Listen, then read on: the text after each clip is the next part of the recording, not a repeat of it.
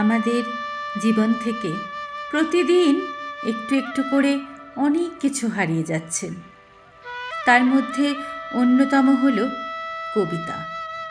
কবিতার সঙ্গে হারিয়ে যাচ্ছে আমাদের অনুভূতি আর আবেগগুলো। ভালোবাসা, অভিমান, অনুরাগ না, রাগের কথা বলবো না, কারণ ওই একটাই অনুভূতি যা বর্তমানে আমাদের সবার মনের সম্পূর্ণ জায়গাটি দখল করে বসে আছে। আর এর মাস্তুত পিস্তুত হলো লোভ, হিংসা। কি তাই না? অনেকেই নাক সিটকে এক অদ্ভুত মুখভঙ্গি করে বলেন, দূর, কবিতা পড়ার মতো সময় আমাদের নেই, আর শুনতে ওরে বাবা একদম পোষায় না। যারা এই কথাগুলি বলেন, আমি তাদের মনের ভেতরটা পরিষ্কার দেখতে পাই। কি নিদারুণ কাঠখোট্টা প্রেমহীন মানুষেরা। এদের জীবনটা এক অদ্ভুত রকম চলমান।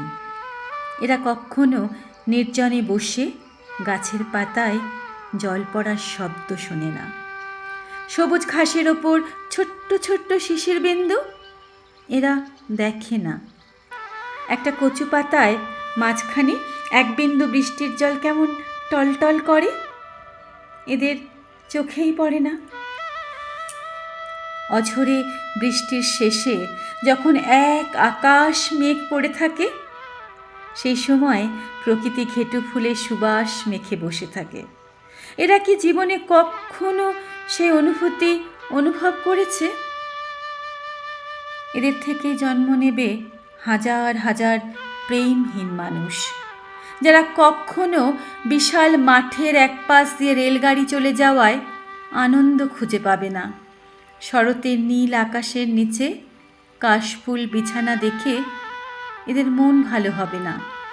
অন্ধকার আকাশে এক ফালি চাঁদের আনন্দে এরা গা ভাসাবে না।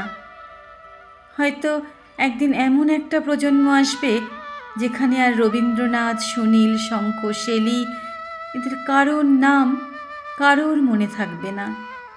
থাকবে শুধু এক অদ্ভুত চলমান পৃথিবী, যেখানে কবিতার অর্থাৎ প্রেমের কোনো জায়গা থাকবে না। তাই কবিতা ভালোবাসুন। কবিতা না বুঝলে গান কি করে বুঝবে? গান না বুঝলে কথা কিভাবে বুঝবে? কথা না বুঝলে মন কি করে বুঝবে? মন না বুঝলে প্রেম কি করে বুঝবে? আর প্রেম না বুঝলে কবিতা কি করে বুঝবে?